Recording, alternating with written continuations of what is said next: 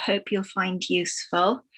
And the first person presenting will be Catherine Tuckey from the Royal Society of Chemistry. And she's going to talk to you about how you become a registered scientist, and also about careers as well, isn't it, Catherine, in chemistry, which I hope you'll find useful. And then after that, I think, Rachel, you're going to do a little bit about world skills. Yeah? Yeah. Okay. Any questions, if you can post them on the YouTube comments, or for those of you in the Zoom meeting, if you want to just post some questions on the chat, and I'm happy to pass your questions on. Okay, so Catherine, I will hand over to you now. Thank you. Thank you. Thanks, Amy. Well, I hope you've all had a really good morning. I'm really pleased to be joining you this afternoon, partly to help you with your competition today, but also I'm actually trained as a forensic scientist. So before I worked for the Royal Society of Chemistry, I actually worked as a forensic scientist. So I'm really excited to be with you all today, since we have a shared interest in forensics. I chose to go to university to study forensic science, and then I worked in a lab for 3 years. And then I moved on to work as a technician in a higher education lab, and then I moved on to the Royal Society of Chemistry. So I've got a presentation to share with you this afternoon. So I'll share my screen and you should be able to see the presentation. So yeah, I work for the Royal Society of Chemistry. I am a professional registration specialist, and that's what I'm going to be talking to you about this afternoon. Like Amy said, if you have any questions as I go through my presentation, feel free to drop them in the chat box, and I'll be pausing at lots of different points throughout my presentation to answer any questions you've got. The presentation is going to talk about the RSC website and specific pages on the website. So if you'd like a copy of the slides, these are going to be sent to Amy after the session, so she can send them round. But also my contact details are on the slide that you can see, and they're at the end of the presentation as well. So if you have any questions about anything at all regarding chemistry careers or professional registration, just drop me an email. So the aim for my talk this afternoon, hopefully you will know what professional registration is, or have a better idea if you're already familiar with it. You should understand the relevance and the benefits of professional registration. You should have an overview of what the application process entails, and you should know where to get support from by the end as well. So I thought I'd just start with a bit of background about the Royal Society of Chemistry. So we were established in 1841, initially as the Chemistry Society, and we became the Royal Society of Chemistry as we are today in 1980, after we joined forces with 3 other chemical societies. And the reason we get to use the word royal in our name is because we have a royal charter. So this is a really impressive looking document that we keep at our head office in Burlington House in London, and that's the picture that you can see on the slide. And it's this document that's signed by the Queen, and it sets out our objective as a professional society, as a professional body. And our object is the general advancement of chemical science and its application. And we've got a number of points within our purpose, and this one is regarding upholding and advancing the standards of qualification, competence and conduct of those who practice chemistry as a profession. So to meet that point, to meet this purpose, we support our members to work to and uphold those standards that the Charter talks about through professional registration. But what is professional registration? So I've got a definition here that professional registration provides independent recognition of your achievements and maintaining the exact standards required to join a global community of professional scientists. But this quote references the Science Council, and they're a little bit different to the Royal Society of Chemistry. So the Science Council are a membership organisation for professional bodies and other societies across science. So they have members, but the members are professional bodies like the Royal Society of Chemistry rather than individuals. And the Science Council are the ones who host the registers, and they decide on what kind of competencies or skills and behaviours you need to demonstrate for each of the Science Council awards, like the ones I'm going to talk about today. Whereas the Royal Society of Chemistry, that's who I work for, we are a professional body, and we're also a licensed body for the registers and the awards. And what that means is we are one of a few professional bodies that can award the awards like Registered Science Technician that I'm going to be discussing today on behalf of the Science Council. A key thing to note is you do need membership to a professional body, be that the Royal Society of Chemistry or another professional body, to earn and maintain professional registration.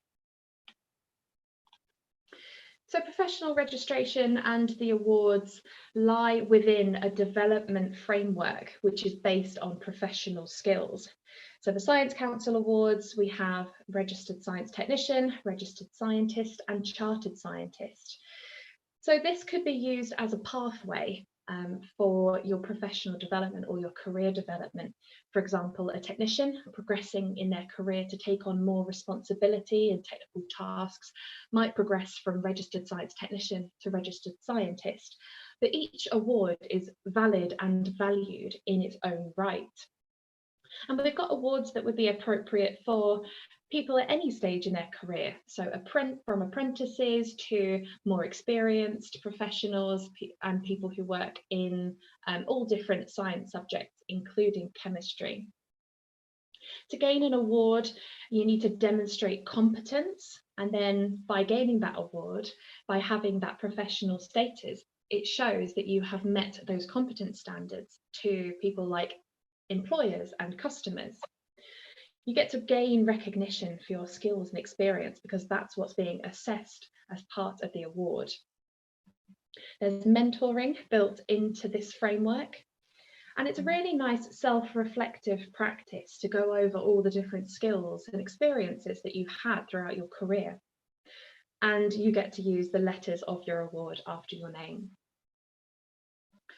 So why should you apply for professional registration? Well, the main benefit is that demonstration that you meet a number of standards and that you're working at a professional level. And this evidence can be used to support your career development from internal promotions to getting job interviews to earning a higher grade job. There's also other benefits, like it provides evidence of your technical expertise and the quality and impact of your work within your workplace and on the users of your work. It's a professional and public recognition of your key skills and experience. And what I mean by that is the Science Council has an online register on their website that is open to the public. So future employers could go onto that register and search for someone to see whether they have professional status, whether they have one of those professional registration awards. And you get to use the letters after your name, as I said. So that's another public recognition that you have earned this award and that you're working at the level of Registered Science Technician or another of the awards. But don't just take my word for it. I've got a career profile here from one of our members, Ross Cameron, and this is taken from the Science Council website. You might not be able to read all the details on the slide, but like I said, these will be circulated after today. And Ross is talking about how professional registration has made an impact on their work or career, and it's made them feel more confident and more trustworthy by their peers and managers because they've been assessed against this international standard for scientists. But Ross has also talked about the value that they've got from being a member of a professional body, in this case, the Royal Society of Chemistry. And there are some other quotes on the Science Council website as well. So this person is an RSci Tech, and they talk about that it's given them a lot of confidence in their abilities and their knowledge. And the application process has provided this person with lots of self-reflection. So that opportunity to go over their work, their skills that they've developed, and realise how much they've achieved and how far they've developed in their career through different roles. And it's also boosted their confidence and has led them to new career opportunities. We're going to be publishing some more case studies from RSC members very soon, so that's something to keep an eye out for. Also, if you're on Instagram, we're running an Instagram live session on Thursday, the 25th of March at 10 o'clock, all about professional registration. So feel free to drop by and join us for that Instagram live session, and you'll be able to ask questions during that session as well. Otherwise, you can watch it back afterwards via the Royal Society of Chemistry's Instagram page, which you can find at RoySocChem. So in terms of eligibility for the awards, all of these quotes are taken from the RSC website, so you can read them in more detail in your own time. But I've just picked out a few key things to bear in mind. So I'm going to be talking about Registered Science Technician today. But like I said, there are other awards that you can apply for that we award on behalf of the Science Council. So for Registered Science Technician, it's a competence-based professional designation. So the application asks you to demonstrate how you meet a number of competencies or skills and behaviours to show that you meet the standard of professional scientist. In terms of qualifications, there are some suggested on the screen. As the standard of RSci Tech is based on working at a level 3 standard.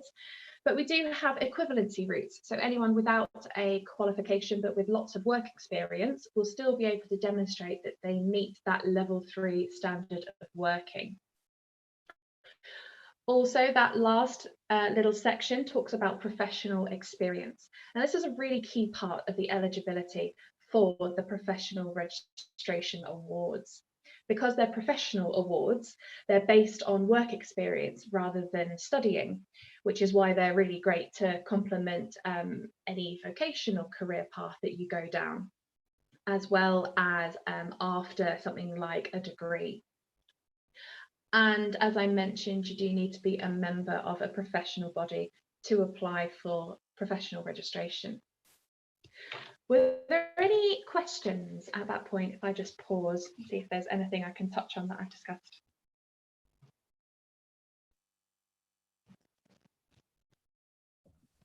We haven't had anything through on the YouTube pages of yet, Catherine, but and I can't see anything in the chat, so I think we may be okay unless anybody's got anything they want to add. I was just checking some of my other pages as well, and no, nothing at the moment. Okay, great, thank you. I will move on then. So the evidence that you use for your application for professional registration needs to be from a professional work setting. So you can't use examples from studying or college. And it has to be recent experience, so preferably within the past year. These examples and skills and responsibilities from your work are recorded as competencies. So you can see the definition of competencies there that the Science Council has set out. And the competencies that make up the application form are split into 5 key areas, A, B, C, D, and E, and there are 14 competencies in total.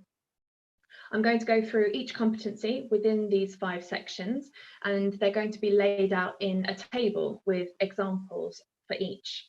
You can download a copy of the full competencies and the application form from the RSC website. I'm going to go through them briefly and give a bit of an overview as to the types of skills that are asked for in an application and some key points about some of those. After touching briefly on each of the competencies, I'm going to go through some of them in a bit more detail to demonstrate how you might put together an answer. So starting with the A competencies, which ask for an application of knowledge and understanding. So I've provided an example for each competency. The tables might look a bit busy or a bit overwhelming, But all the competencies are available to download from the website, together with some further guidance, and you can have a look at these slides in a bit more detail in your own time after today. So when you're giving an answer for the competencies, we're looking for one example for each. So you should try to identify one anecdote for each competency and try not to repeat yourself. In the A competencies, because we're looking for specific knowledge and understanding, these answers can go into a lot of technical detail. So the specifics of any scientific tests that you're doing or the different stages of a procedure.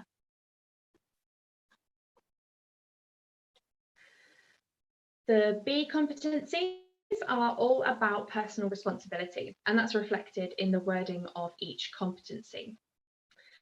A couple of points about these ones. In B1, that last little bit of the competency, knowing when to escalate something appropriately, that's really important for working at an RSci Tech level. So you're able to work with minimal supervision, but there might be times where you want to run some unexpected results or some complex results by someone a bit more senior in your workplace. B2, the key word here is demonstrate. So we'd like to see where you've taken an active role in working to and applying safe practices in your workplace. And B3, the key words here would be take responsibility. So again, it's taking that active role in your workplace and taking responsibility for quality in your work. The C competencies, for these we're looking at interpersonal skills. So in C1, we're looking at communication specifically. And in C1, you could consider different ways of communicating. For example, an email, giving a presentation, a phone call, and why you chose one method of communication over another. In C2, effective interpersonal and behavioural skills, and you could be really precise with the exact interpersonal skills you're using in a particular situation. I'm going to go over this one in a bit more detail to explain what I mean in a few slides' time. And C3, we're looking at being able to work with other people and working relationships. And this could be with lots of different people. You could give an example of working with colleagues or external customers or contractors and engineers. Moving on to the D competencies, these are all asking for professional practice. So that first one is talking about scientific methods. So you can talk about the science or the technical details about something in your workplace for this one as well. In D2, demonstrating how you use resources effectively, and that could be systems that are in place in your lab or organisational ways of working within your lab. And D3, participate in continuous process improvement. So that would be an improvement of a process within your department or within your team. And since you're forming an application based on at least a year of work, this might be a good opportunity to describe how this continuous process improvement has developed over time and the impact of it. And finally, the E competency is professional standards. So E1, comply with relevant codes of conduct and practice.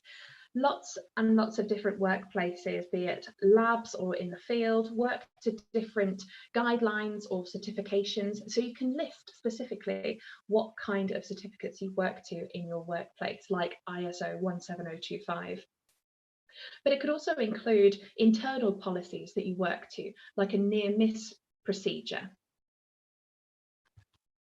And E2, maintaining and enhancing competence in your own area of practice.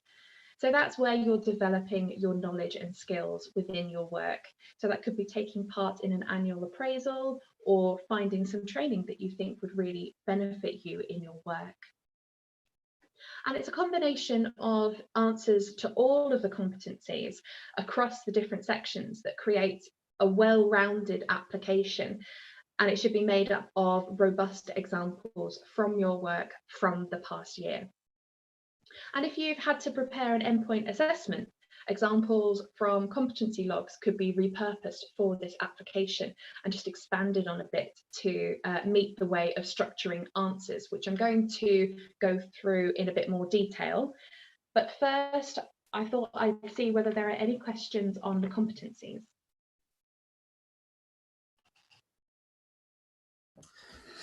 Again, nothing from me on YouTube and on the chat, just unless anybody's got anything they want to pop into the chat now, guys. I'm not sure if you've got anything, Amy. No, nothing in sec. No, we're all good. Okay, great, thanks. Okay, so moving on to how to apply. So this is the application form. This is available to download from our website. Once you've completed the application form, you need to send it to registers@rsc.org together with an up-to-date CV. And the application form will remind you to attach your CV. You also need to provide details of a supporter of your application, who would usually be someone like your line manager. And at the end of the application form, you're asked for a reference from the supporter. So it might be a useful exercise to go through parts of the application with them. There's some guidance for the supporter statement on the application form, and we've got additional guidance documents available to download from the website as well. So I'm going to go through a suggested way of how to structure your answers. So you might be familiar with this way of structuring answers. For example, you might have used it for job interviews or something like that. But for your application for registration, we would advise in your structuring following the SHARE format, which stands for situation, hindrance, action, result, and evaluation. And using this format gives you the chance to go through all the necessary details of an example, plus the chance to reflect on your work to demonstrate that you've understood the importance of that particular behaviour or competence and the relevance of your work and how your work impacts others, like customers or your colleagues. And this structure can be really helpful in other situations. So it's something that's really helpful to practice writing in. Also, it's important to follow the guidelines that are provided on the application form. So you're reminded for each answer that you need to provide one specific example per competency. Each example should be around 200 to 400 words. So that gives you a lot of opportunity to talk in detail and make sure that each of these points is discussed within your answer. But we're not going to be checking up on the word limit or anything. It's just a really helpful guide for you. So if you're writing your example and you're maybe only hitting about 100 words, that might give you an indication that we'd like to see a lot more detail about your example that you're talking about. So I'm going to go through 3 of the competencies and explain just what I mean about this SHARE format and how you can use it in examples for a professional registration application. So I've taken 3 of the competencies, starting with C1, which was talking about effective and appropriate communication skills. So this example that I'm going to talk through is from a school science technician, but the communication skills used are relevant to lots of different situations in different industries. As I mentioned, each example should be 200 to 400 words roughly. Since that would be a lot to include on my slide, I've just taken a short extract from an example from a real application. So I've just taken some short paragraphs to demonstrate a couple of points of the SHARE format. So in their application for this competency, the applicant set the scene by explaining that science teachers submit requests for practicals, but the hindrance or the problem is that sometimes the requests come in late or there's not enough information provided. So they've gone on to explain the action. So this is how they communicate with their colleagues and how different forms of communication are appropriate and can be used differently. So they're talking about taking a respectful tone, they've chosen to email them or talk to them in person because that is a more appropriate level of communication, and emphasising the importance of what they're talking to them about. Also, they've then given the example that if they're talking to less experienced teachers, they might want to give a demonstration or practice the practical with them. So that's an example of tailoring the method of communication depending on their audience. So that's another way of using communication skills and making sure they're effective and appropriate. Finally, they discussed the result or impact of their work within this situation, which reflects on the individual, but also on others in the department or customers, or in this case, students. This applicant also set out each of their answers to the competencies under the letters of the share format. So they started each paragraph with the associated aspect. So here we've got A for action, R for result. And that made sure that they covered all the elements of the share format. And it also helped the assessors who received the application when they're reading through the application form to make sure they've included all the detail they need to. Moving on to another competency, C2, demonstrating interpersonal and behavioural skills. Sometimes it can be a bit difficult to talk about behaviours and skills that are less tangible than, for example, technical skills. So the example I'm going to talk through is from someone working in a university teaching lab. And it's a really good demonstration of the types of things you could discuss as interpersonal and behavioural skills that might not immediately spring to mind.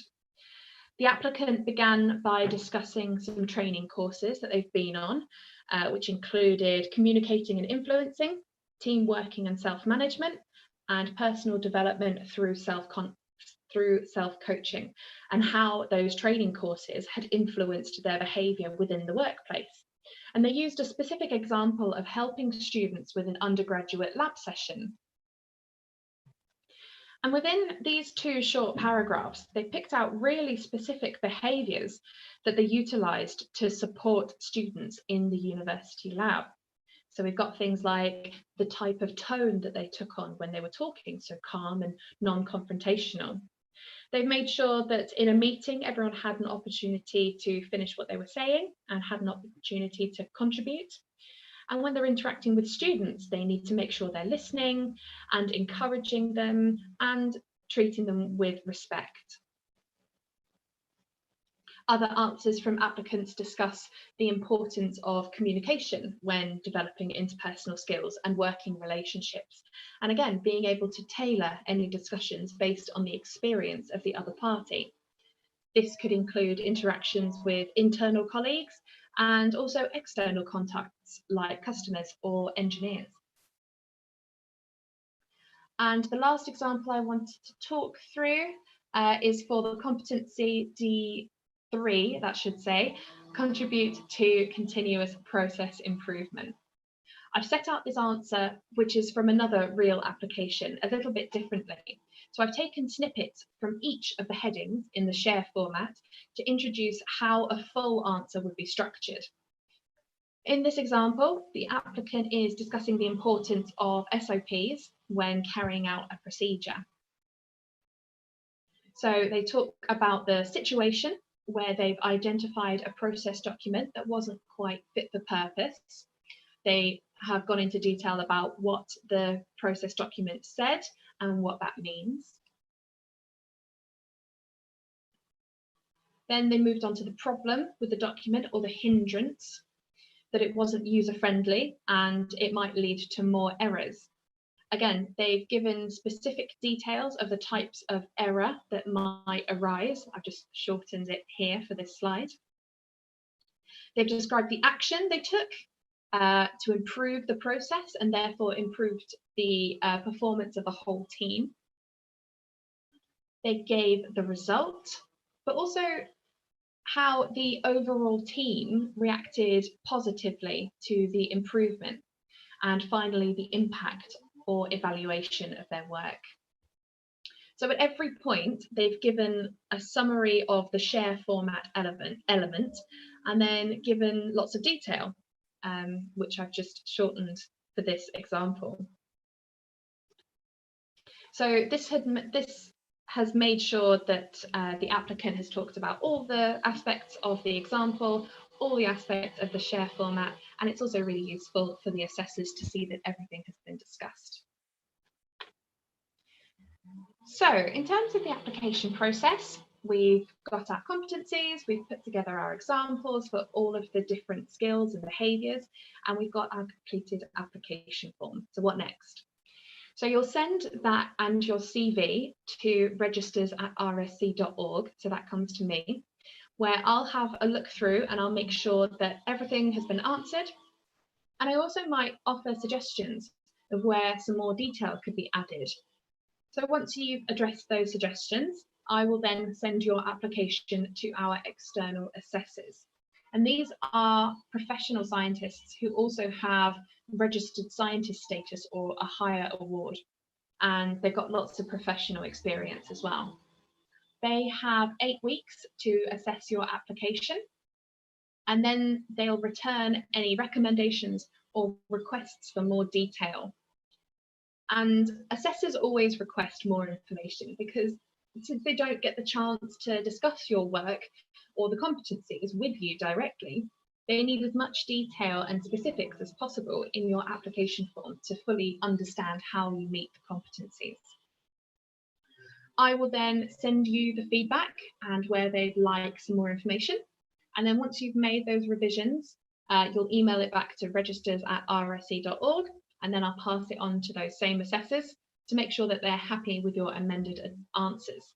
They've got about 2 weeks then to check over the application form, and provided that the extra detail satisfies their requests, I will then get in touch with you to say your application was successful and that you've been awarded Registered Science Technician.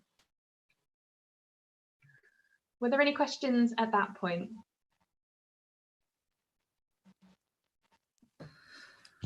Still nothing with me so far, Catherine. No, we're good here. Great, okay. So, what next? So I would suggest if you'd like to find out a little bit more about professional registration and maybe have a think about how you might want to put together an application, you can download an application form from the RSC website, maybe make some quick notes on it if there are any examples that come to mind. And you can also download guidance documents from our website as well. We have also recently published 3 YouTube videos to help with every stage of the professional registration application process. So these videos look at benefits, eligibility, and advice on completing your application form. Like I said, you do need to have membership of a professional body to apply for professional registration. For the RSC, we have a number of different membership levels available. So I've just highlighted 3 key ones to begin with, because they might be most appropriate to you. We have a dedicated membership category for apprentices and students. It's under the heading of affiliate for apprentices, or we have a separate category for students. And membership as an apprentice is just £20 for a year. All levels of membership come with a huge range of extra benefits. So I've got the ones that you can see on the slide. So you can apply for professional registration at any membership level. We have some funding and grants available and discounts. You get a subscription to Chemistry World magazine, career support service. But there's also things like discounts on books, membership to your local section. So all across the UK and Ireland, we have local sections which are made up of members in your local region. You get a newsletter on the latest updates and opportunities from the RSC and lots more. The member level of associate allows you to use letters after your name as well. So you get to use AMRSC after your name. So that's a public demonstration of your membership to a professional body. And the RSC also offers a discount on membership rates for members who earn less than £28,000 a year. We've also got some really great opportunities for technicians specifically. So we're doing a lot to support technicians, and we've got some dedicated grants available for them. So where should you go for support? I've been mentioning it throughout this presentation, but that email address, registers@rsc.org.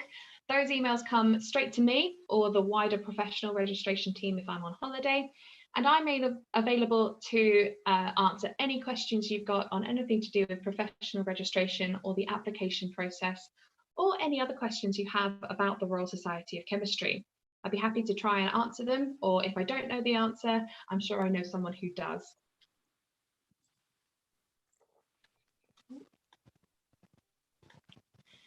So just to revisit the aims of this afternoon's session, hopefully now you know what professional registration is. You have an understanding of the relevance and the benefits. You should have an overview of what the application process entails, and you should know where to get support from. So thank you very much for your attention. My email address and that registered email address is on the slide now. And are there any questions that I can answer? Well, thank you, Catherine. And I just wanted to explain as well to the participants today sort of why I was so keen to get you along to talk about registered status. So in the earlier session, a number of them were saying they're not decided on what they want to do next. But many of them are doing level 3 qualifications. And it's just for them to see really that they can go out into the world of work with their level 3 qualification. They can obtain this registered technician status with their level 3 qualification. They can have letters after their name.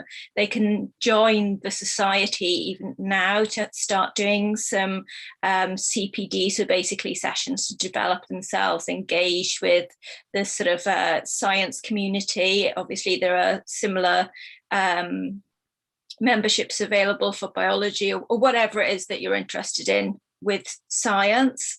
So, you know, you don't have to rush out and go to university straight after doing your qualification now. If you're not sure about what you want to do, then you can go out to work as a scientist, as a technician in a lab. You can obtain these registered status with your level 3 qualification. So you need to bear that in mind. You know, if you're not completely sure about what to do next, you could always work in a lab for a little while whilst you decide what you want to do, which branch of science you'd like to go into, and of course achieve this registered status at the same time as well. So, you know, you need to think about all your options. You don't have to rush it into anything. You know, if you're not sure about what degree you want to do yet, that's absolutely fine. You might want to get some experience to get a feel for what it is you're interested in before applying for the next stage. And as you said, the student membership, they can all apply for now, isn't it? And is that £20 for the year if they want to be a student member? Is that right? I will double check. Those numbers were for an apprentice. Yeah. Let me just very quickly double check. But yeah, you're right. You can apply for registered science technician with your level 3 qualification. Like I said, I worked in a forensic lab. I chose to go to university, but I worked with lots of people that had come directly from college, and they were working in a forensic lab with that level 3 qualification. But like you heard earlier, was it from Amy who? Yeah, Bradbury. Yeah. Yeah, she works in the field. So yeah, lots of different routes into a career in chemistry. Yes, student membership is £20 for a year. So if any of you want to join a society like the Royal Society of Chemistry and start sort of obtaining those benefits now, it's £20 a year. And yeah, I think it is worth having on your, you know, your UCAS application if you want to go to university, or if you're going to go out to the world of work, it, you know, to show employers that you're taking your career in that particular field seriously. I think it's a good thing, and to go out and meet potential employers as well through these societies. So I definitely think it's worth considering. In terms of experience, I know we kind of touched on this last week when I spoke, well, when you did the presentation last week. You need experience, though, as well as a qualification to apply for registered status. And was it about a year's experience, ideally, with the same employer to be able to apply for? Yeah, we recommend having at least 1 year's work experience. Yeah. There we go. So I'm not sure if many of you knew about this before, the registered status, but hopefully you know a bit more about it now, or if you're interested, where to go to get that information. Any questions?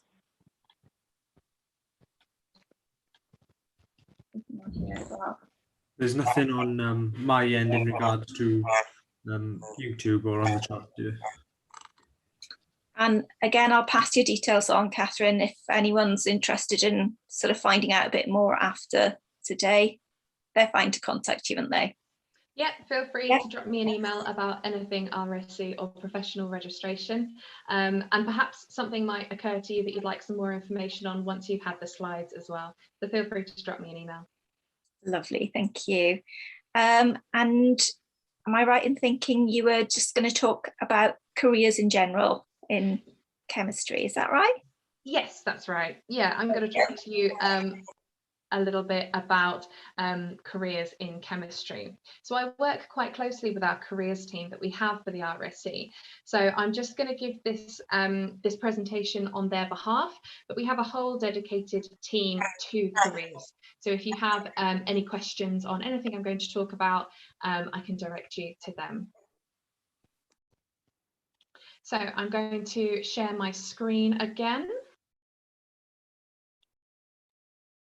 So I'm going to be talking about careers in chemistry. Our byline as part of the Royal Society of Chemistry is making the difference. And we have lots of information on various websites that I'm going to talk about regarding your future in chemistry. So we've got a video that goes through some of the different routes into chemistry and careers. I'm going to play it, but I understand that going through a video that plays through Zoom sometimes comes across a little bit jumpy. So I'll post the link to the YouTube video in the chat so you can watch it back, but hopefully you should be able to hear the audio.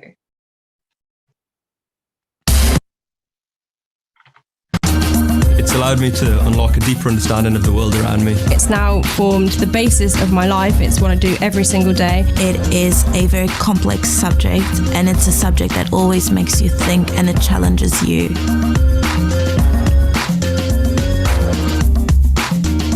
There isn't any aspect of your life which isn't enabled or affected by chemistry. The fact that I'm constantly achieving goals, it keeps each day rolling and I feel satisfied. I got to apply chemistry to real-life problem, in this case fighting in the war on plastics. I know that what I'm doing will make a positive change to the world. I'm really proud to be a chemist. I feel really valued at work and I feel like I make a difference. I chose chemistry because it means that I can help develop life-changing medicines. I'm really proud of what I do and I'm really proud of being a chemist. Chemistry is basically the answer to most everything, because everything in the world is made from chemistry.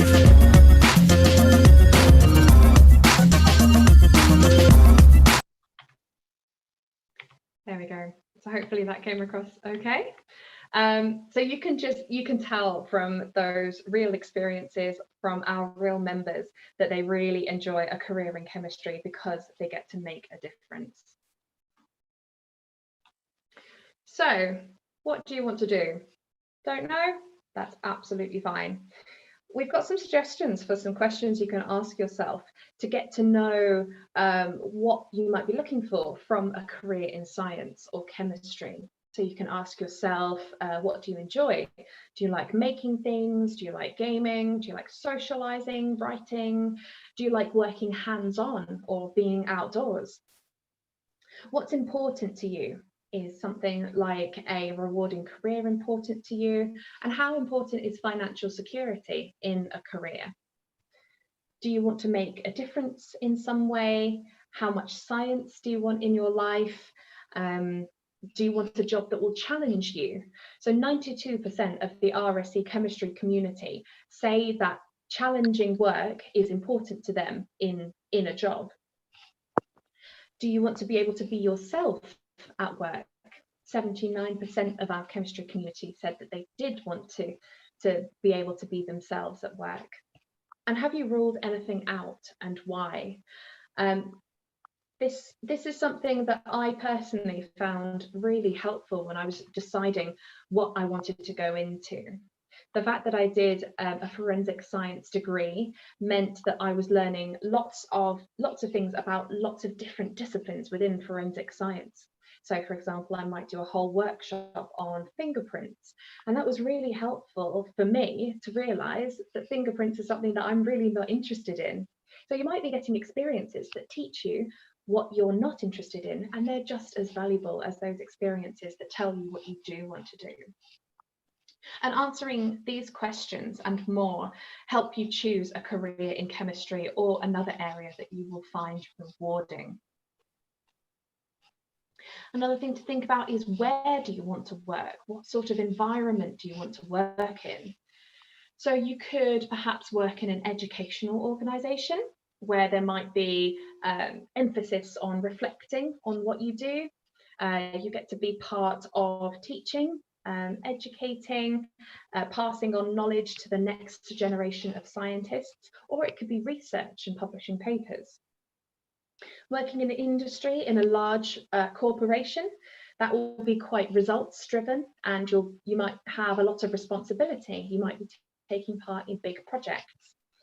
So you might be working on company goals, and you'll be working to deadlines.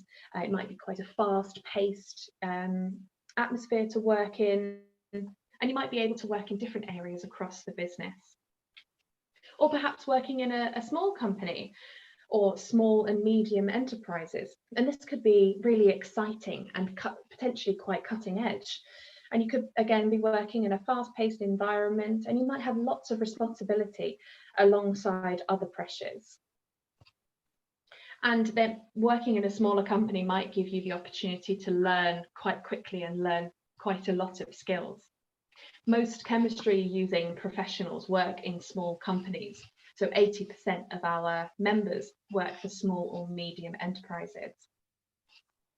If you've got a pen and paper nearby, or maybe just write a note on a post-it, you can just have a think about what you enjoy, what is important to you. And maybe you have already identified some things that you don't want to do, and you could think about why you've ruled them out. And finding the answers to these questions might just give you a bit of an idea of what type of job you would enjoy and what direction you might want to go in.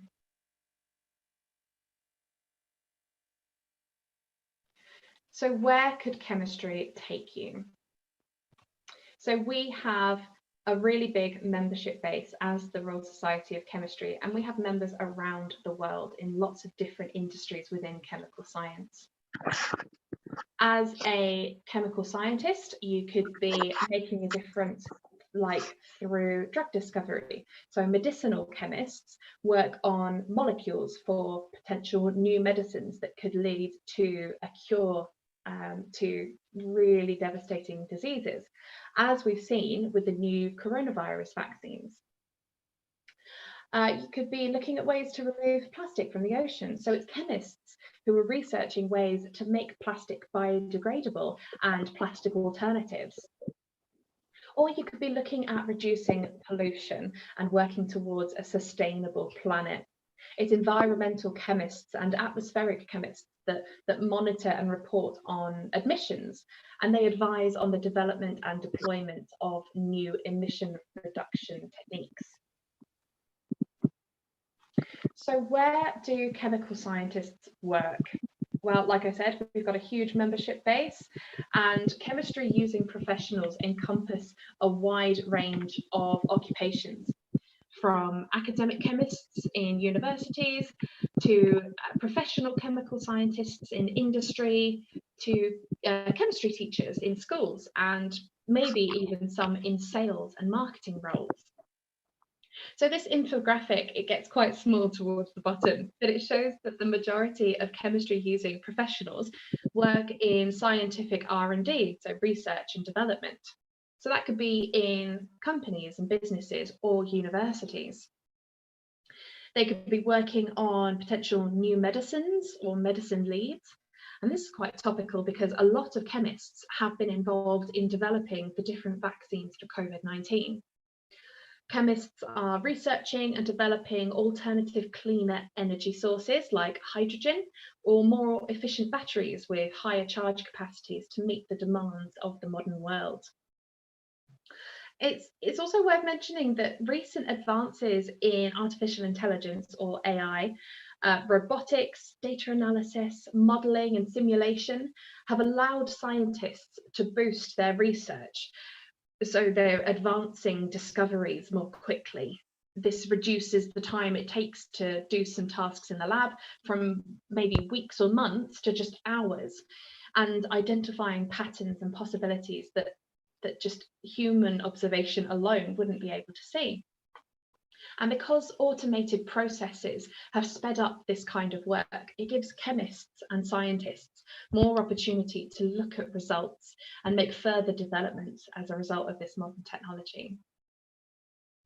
Chemists also work in the actual manufacturing of things. So that could be chemicals or medicines, plastics, paintings and coatings, textiles, agriculture, paper, construction, electronics, so many different fields.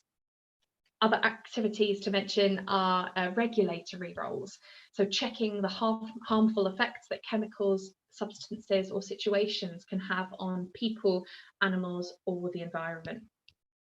And of course there's chemistry teaching. In fact, there are 41,000 chemical scientists who do that. So I've just rattled through them, but you can see there are a huge number of different possible jobs you could go into just from chemical science.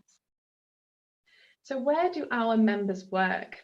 So in this chart, you can see that most Royal Society of Chemistry members work in university research, but that includes research around things like medicine, energy, all different types of research within chemical sciences. And you can just see the breakdown of the other industry types as well. So we've got manufacturing, making goods, medicines and drug research, like I said, IT and computers, teaching, energy, the environment, or local and central government. So as a chemist, you could become a number of different types of chemist. So I've just got a very short list here of different types of chemist. So for example, an analytical chemist, that might be checking what's in substances.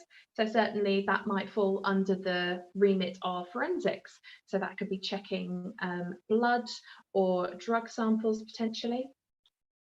A development chemist, that could be looking at things that are made from chemical reactions, like inks, makeup, fertilizers.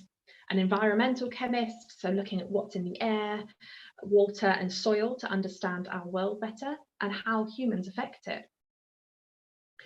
So research that was carried out by the Gatsby Foundation indicated that by 2030, the UK will require a further 700,000 technicians to support the economy, from food and health to aerospace and construction. So like Amy was saying, potentially a career within a technical role would be potentially a really good path.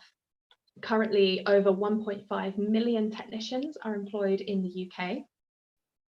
And typically, technicians might be responsible for overseeing production and solving practical problems that come up in the workplace. And certainly when I worked in a forensic lab, you can't do anything without the technician. They really make sure the lab keeps running. So technicians are also really key within forensic science. And technicians will be integral to overcoming some of the big challenges in the coming years and decades, from things like updating transport and local internet access to securing our future energy supply. And chemical scientists have the skills employers are looking for. So don't just think that technical chemistry skills are the only thing you need for a career in chemistry. Continuing with chemistry means you'll develop technical and analytical skills and other skills that employers are looking for. So the skills that I've got in the bubbles on the slide are just some of the skills that were identified by the World Economic Forum in their 2018 research on the future of jobs. And they estimated or tried to guess which skills would be in demand in 2022. So analytical thinking and critical thinking in chemistry. This might be especially important in lab work if you're observing, researching and developing critical insights from experiments and data. Creativity, originality and initiative. So this is willingness to take on responsibilities and challenges and trying out your own ideas. In terms of originality, workers develop unusual and really good ideas to solve problems. Robotics and automation technology in a lab can work 24 hours a day, 7 days a week, and they can carry out really large numbers of experiments. Whereas maybe a PhD student might carry out, say, 700 experiments in a PhD, whereas automation could make it so that 700 experiments are carried out in a week. So these systems could be used as tools by scientists. Active learning, understanding the implications of new information in current and future problem solving and decision making. Technology and programming skills, these would be applicable across a whole different range of jobs and roles within science.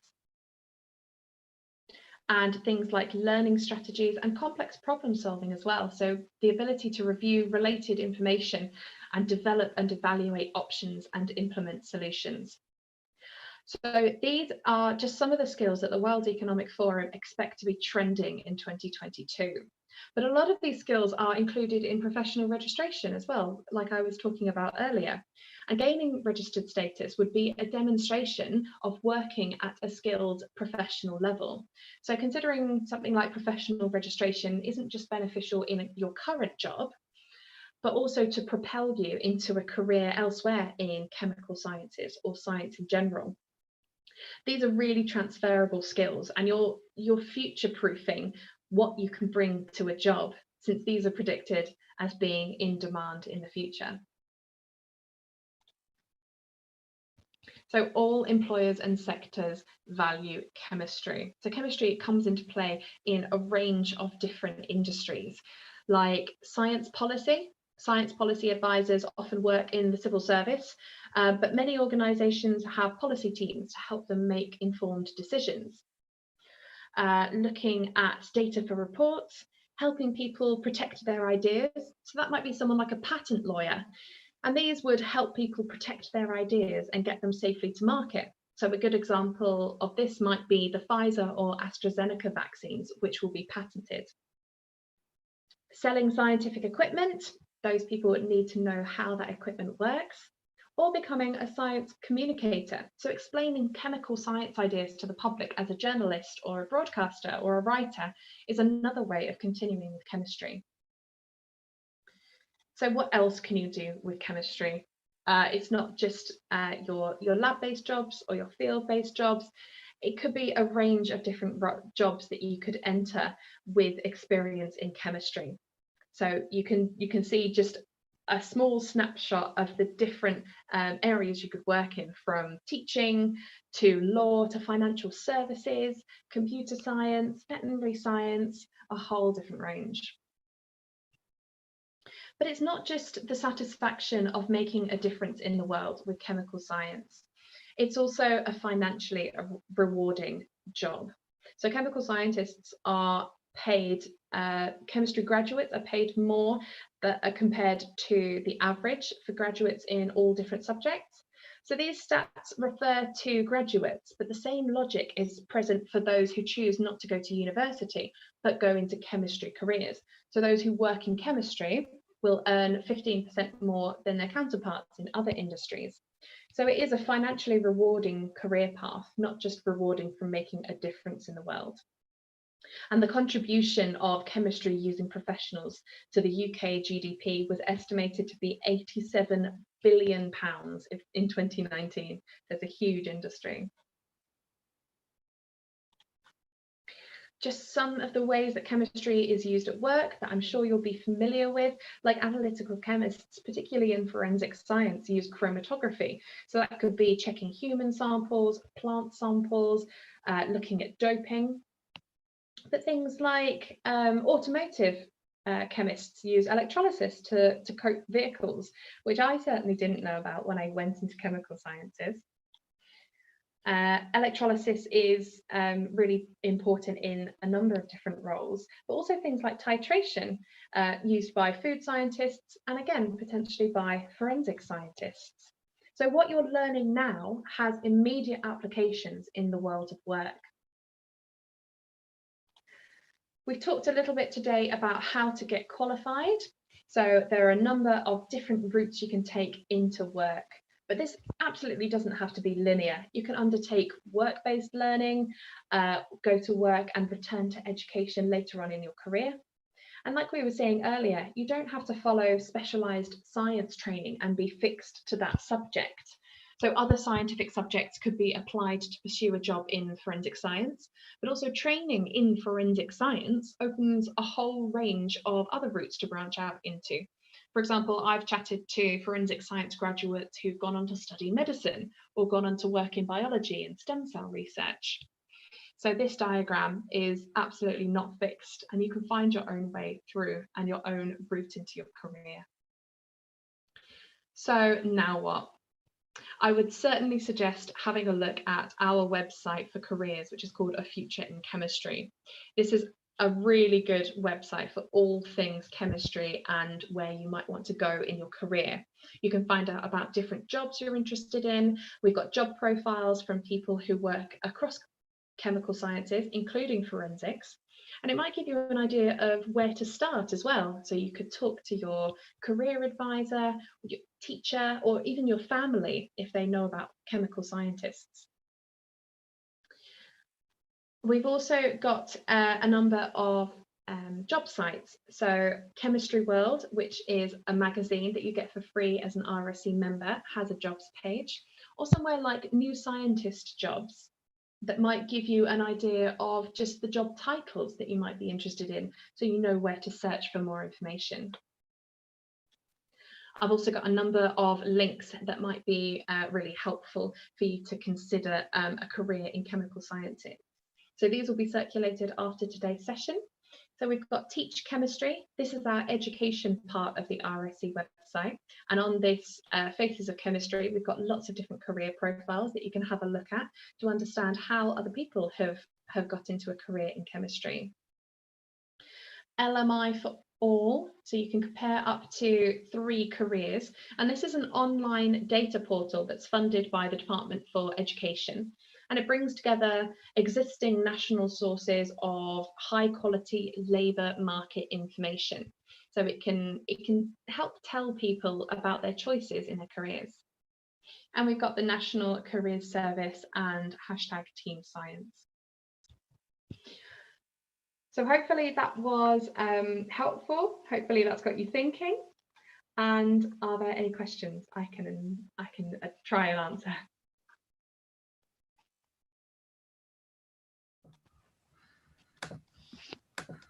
Not on the chat on there a sec. Let me just check that I haven't missed anything. No, I think we're good on the YouTube and the chat here. Okay, what I will do is I'm going to put my email address and that registered email address that I was talking about into the chat box. So it's there if you wanted to save the chat. If any questions come up that you think of after today's session, feel free to drop me an email, or anything else regarding the Royal Society of Chemistry or careers. Oh, thank you. Thank you for both the presentations today. I hope that everyone will find them useful. I know certainly my students will, because that's one thing that they're kind of struggling with at the moment, is trying to think of potential future careers. So that's great. Thank you. You're welcome. And Rachel, I think you just want to say a few words now, isn't it, about and Reese, about world skills. So some of my students, I know they weren't aware of world skills. So this is the Welsh skills competition. And there's also World Skills, which is a bigger sort of national competition. If anyone here today is interested in sort of progressing on to World Skills and having a little go at the World Skills competition. So both this competition and World Skills are an annual event. And Rachel, I'll hand over to you now to explain a bit more. Okay, lovely, thank you. Thanks, Amy. Reese, do you want to share the presentation, or do you want me to give me sharing rights so I can share my presentation? Yeah, sorry, I've given you sharing rights if you want to Lovely. click on them. Sorry. Can work this bit, everyone, you'd be glad to know. So yeah, I just wanted to give you a little update really about World Skills. So World Skills happens once a year, similar to Skills Competition Wales. Registration opens for World Skills on the 19th of April, so it's coming up shortly.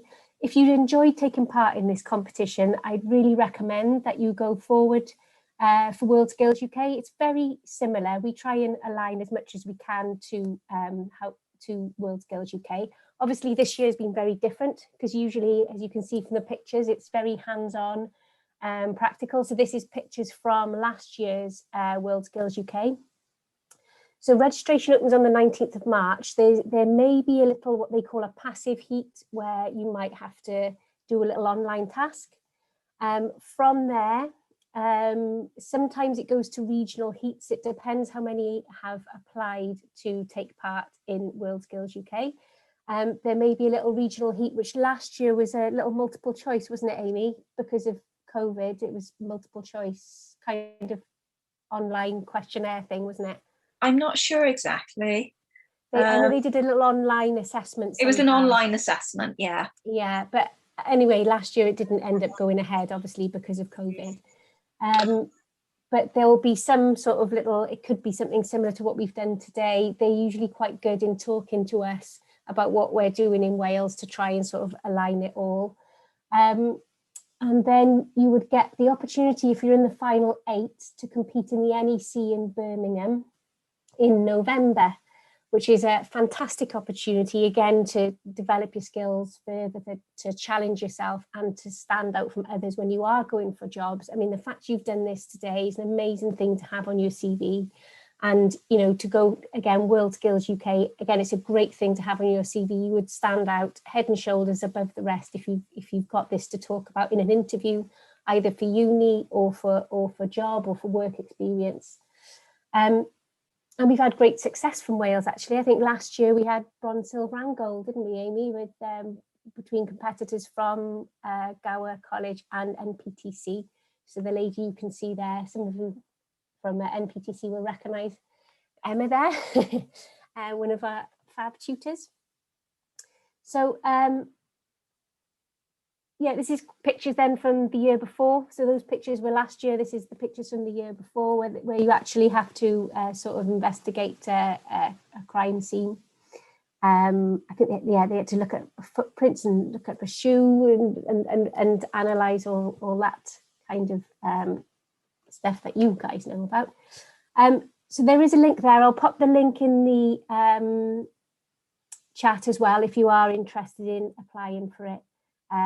By all means, you can apply when it opens on the 19th of April. Again, any questions, pop them in the chat. And as Reese is talking now about the ambassador programme, I can you just think about any questions and I can answer them afterwards.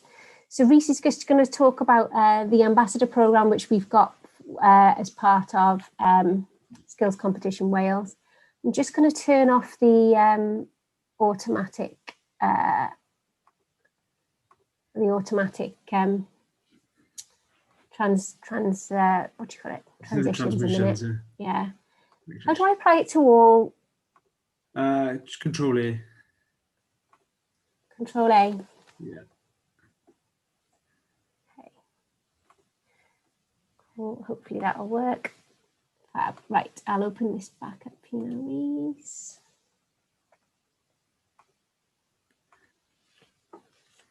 Thanks, Rachel. Yeah, so I thought whilst we got everybody here on the call today, it'd be a nice opportunity to speak with everybody only briefly and quickly about the Ambassador Programme. You may see it flickering in the background, don't worry, it's just fine. Okay. So I just wanted to have an opportunity just to kind of give you a bit of an insight to what we're running alongside the competitions and things this year is an Ambassador Programme. So that encompasses kind of the two elements of a project, which obviously you guys are fully aware of, which is the skills competition, which you've been in today. And we've got the Have a Go project. So there's a few different roles within the Ambassador project that we have that you can get yourselves involved in and you can be part of. You may have seen, if you follow Twitter or if you follow kind of our YouTube, you may have seen some of the ambassadors already doing some of the tasks we've set them. It's just an opportunity to kind of sell yourselves, give yourselves a new challenge or a different task, but also to sell your vocational skill in your area, I suppose. What we are trying to promote is to get as many ambassadors in from different parts of Wales into different skills areas and from different backgrounds, so we can bring and sell the kind of story from your side. So your competition story, how your skills has changed your career pathway, and hopefully inspiring the next competitors in the skills competition Wales or the next competitors to go to the UK. So there's an opportunity where you can get involved and be a part of a team. You'll see as the reels are going in the background there's a few benefits of being a part. Not only obviously is the opportunity to kind of network with both industry and with your fellow, I suppose, competitors or fellow colleagues potentially in the future, but there's an opportunity to get some additional training that will hopefully land you in good stead for when you move forward in your career. I mean, there's things like public speaking and presentation skills we do. There's also a nice little bit of kit, as you can see on the screen now. We obviously supply some kit to give you all the branding and make you all look as part of one team then. So it makes us feel as we're Team kind of Wales in regards to the ambassador role then. There's a few different stages. There's a bronze, silver and gold ambassador. This depends on how much time you can commit and how much you really want to do in regards to tasks. And every time you climb up the ladder, there's a little bit of reward or training that's more specific to you and that you can get your benefits from.